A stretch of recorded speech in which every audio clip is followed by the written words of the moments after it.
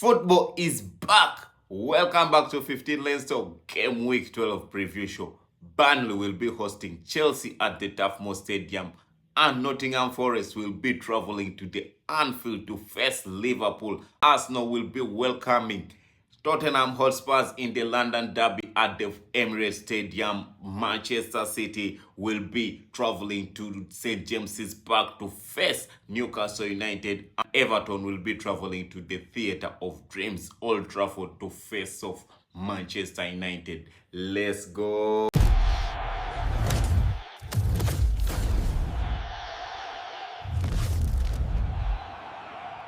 Burnley is hosting Chelsea at the Tufmo Stadium. Right now, Burnley is sitting 17th on the table with 10 points, and Chelsea is sitting third on the table with 20 points. So last week, we saw Burnley being humbled by West Ham, and on the other side, we saw Chelsea humbling and embarrassing Wolves. So both teams are going into this game, one fighting to bounce back to their winning ways, and also Chelsea to keep their winning momentum. Chelsea's winning momentum has been on and off, but since they are going into the Champions League week, they will need this win. Chelsea's last meeting with Burnley was in 2023-2024 season, where during that time, Vincent Kompany was the coach of Burnley, and Chelsea humbled Burnley. They played 2 games, and Chelsea won 1, and they drew 1. Since we are coming back from the international break, Chelsea will try its level best to see that they win this game and try to dominate it. You understand? So they can close the gap on top of the table. Chelsea has many players that are struggling with injuries right now, but I don't think the squad depth right now they have. I don't think Burnley will give them a lot of hard time, because we have seen Burnley since they came back in the Premier League, they have been struggling. So I think it's going to be an easy job for Chelsea to just close that deal. Yeah, Pedro, one of Chelsea's starman right now. We know he has scored in back-to-back games for Chelsea. So is he going to continue with that momentum against Burnley, or is he going to fall? Of course, he was struggling with the goal drought until when he made Spurs and Wolves, and he was back on the score sheet. Are we going to see him continuing with that momentum of scoring? And Estavio William also, he has been real good for Chelsea, and we saw him in the international break scoring for the Brazil national team. So that guy is also really good for Chelsea at the moment. And Garnacho, we saw Garnacho his last match was against Wolves before we went to the international break. We saw him, Garnacho, he performed really well. We don't know if he's going to keep that momentum, because Garnacho's problem is momentum. He can play one game well, and the other game he drops off. So are you going to see him keeping the momentum against Burnley, or is he going to drop off? Liverpool versus Forest. Liverpool will be welcoming Nottingham Forest at the Anfield. Right now, we know Liverpool is sitting in the 8th position on the table with 18 points. On the other hand, Forest is sitting in the 19th position on the table with 9 points. You understand? So, one is fighting for relegation, and another one wants to close the gap on top of the table. So, are we going to see Liverpool bouncing back to their winning ways, since in game week 11 they were humbled by Manchester City? But on the other hand, we saw Nottingham Forest humbling Leeds. Battle match. Liverpool going into this game, the main thing is to bounce back to their winning ways. But I don't think it's also going to be an easy game for them, because right now Forest have Sean Dyche, and we all know Liverpool's defense has been struggling this season. You understand? And Sean Dyche, we all know he likes parking the bus.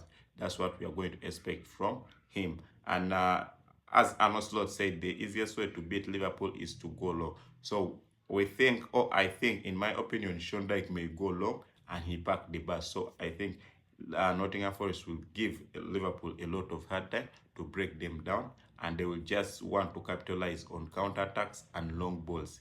Liverpool is one of the teams that has faced many long balls this season, and they can't defend them. So we may see that happening. Are we going to still see Arne Slot use the same lineup that he used against Manchester City and Madrid, or is he going to change again? Because we all know that midfield of Ryan Gravenberch, Bosley, and McAllister is the midfield that works, and Gakpo on the left. We saw when he dropped Gakpo for Vats during the Manchester City game, what happened. You understand? So I'm going to see this guy coming back, Gakpo, in that lineup. Oh no. And again, Florian Wirtz. On the other side of Florian Wirtz, we saw him on the international duty. He provided 2 assists for the German national team, but is he going to replicate that against Nottingham Forest? Is he going to keep that momentum? Because even his first assists for Liverpool came against a German team. So which means whenever he's playing in German national team, and if he faces German team football clubs like we saw in the Champions League, it's easier for him to produce. But when he comes back to the English Premier League, he struggles a lot.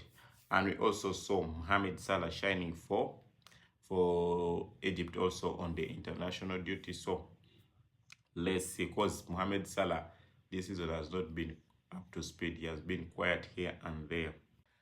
Arsenal is welcoming Tottenham Hotspur at the Emirates Stadium in the London Derby. Arsenal right now is first with 26 points, and whereas Tottenham is fifth with 18 points. Both teams in their last games, they were held on a 2-2 draw. So they are coming in this game hoping to bounce back to their winning ways, want to extend their lead on top of the table, whereas on the other hand for Tottenham to also close the gap on top of the table. One of the major talking points in this game is we know Arsenal, the last 4 meetings with Spurs, they have won 3 and they have drawn 1, which means Arsenal has been dominating this fixture. Spurs has been struggling a lot facing Arsenal. The first win for Spurs against Arsenal was in the Singapore Cup during the preseason friendlies. Both teams are going into these games with very many injuries, where Arsenal recently faced a very big blow. You understand? Going into these games because they have Tottenham Hotspur, Bayern and Chelsea, whereby Gabriel Magalhaes got an injury on international duty when he's playing for the Brazil national team. So both teams are going into this game with many injuries. Arsenal has so far 8 players out and Spurs has 12 players out. But if you see both injuries, Spurs has many important players out. Dom is out, Bissouma is out, Kulkeski is out, Madison, Romero is out. So many players of Spurs are out because many people were saying, oh, Arsenal, Big Gabi is out. Maybe they are going to struggle against Spurs. But if you go on the other side of Spurs and see in their injury archives, they also have very, very many players that are out. So it may be an even game. Thomas Frank effect. What is the Thomas Frank effect going to do against this? What is the Thomas Frank effect going to do in this London derby? Because we know Arsenal used to struggle a lot with Thomas Frank when he was in Brentford. Is he going to make Arsenal struggle again when they face him against Spurs? Because we saw it in Singapore. He got his first win against Arsenal in that club-friendly preseason. But is he going to replicate that thing again? And we know very well Arsenal need this game to extend their lead on top of the table, because their next 3 games are not easy at all. So they need this win. So, and it's a London derby. Newcastle will be welcoming Manchester City at the St. James's Park. Right now, Newcastle is sitting 14th on the table with 12 points, whereas Manchester City is sitting 2nd on the table with 22 points. So Manchester City is going into this game hoping to keep their winning momentum. We also last week Manchester City humbling and embarrassing Liverpool Football Club, and Newcastle was embarrassed by Brentford. You understand? So this is not going to be an easy game at all for both teams, because one wants to keep the momentum going and the other wants to bounce back to their winning ways. And we have seen their last meeting, Manchester City versus Newcastle. Manchester City humbled them 4-0. So will Manchester City replicate that again, or Newcastle will come out tall, because they are already they are a wounded lion? Haaland, we saw Haaland. We have to talk about Haaland, because right now Haaland he has been carrying Manchester City and Norway. We saw him in the international break helping Norway go to the World Cup by humbling Italy by scoring 2 goals like in the space of 5 minutes. This season, Haaland, as I told you, like Haaland is like Kane, Van Persie, Sanchez during their time at Arsenal, Kane at Spurs. When Man City needs a goal, Haaland will always deliver. He's now the point of difference. This is a new Manchester City because we knew Manchester City during Pep Guardiola's time. He never had individualities. You understand? Apart from maybe from Barcelona during the Messi's time. But right now, I think Haaland is the main man right now carrying Manchester City on his back. Walter Dam, the Newcastle striker, also he performed very well during the international break. He scored some goals for Germany, and he has also been performing really well during since he stepped into the Premier League. So the game is going to be about Haaland and Walter Dam. The Manchester United is welcoming Everton at the Old Trafford Stadium. You understand? Manchester United right now is sitting 7th on the table with 18 points. On the other hand, Everton is sitting 13th on the table with 15 points, which means if Everton beats Manchester United, they will move to 7th on the table, and Manchester United may drop in the bottom half of the table. But last week, we saw Everton humbling Fulham, and Manchester United was held on a 2-2 draw. Some of the talking points is we know Manchester United has been unbeaten in their last 5 games. And also they are unbeaten in the last 7 meetings against Everton Football Club. So the main thing is Manchester United is going to this game trying to just bounce back to their winning ways and also close the gap on top of the table to get into the European positions. We saw Bruno Fernandes on the international duty as he scored an hat-trick for Portugal, helping them to qualify for the World Cup. And also Bryan Mbeumo, my guy, who has says he's one of the best signings of this season. We saw him on the international duty being knocked out by Congo.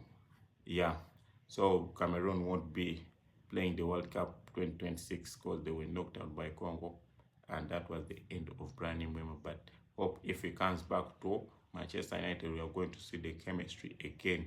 And right now, I think Manchester United, they won't use Sesko. We don't know because every time Ruben Amorim changes his system, are we going to see Sesko, Bryan Mbeumo, Acuna, or are we going to see, because the last match we saw him, they used Bryan Mbeumo as the striker and Sesko was on bench. But yeah, even the last game against Tottenham, we saw Sesko leaving with an injury. So we don't know if he's going to be fit to face Everton or not. If he's not fit, maybe you're going to see Acuna, Bryan Mbeumo, Amat. Yes.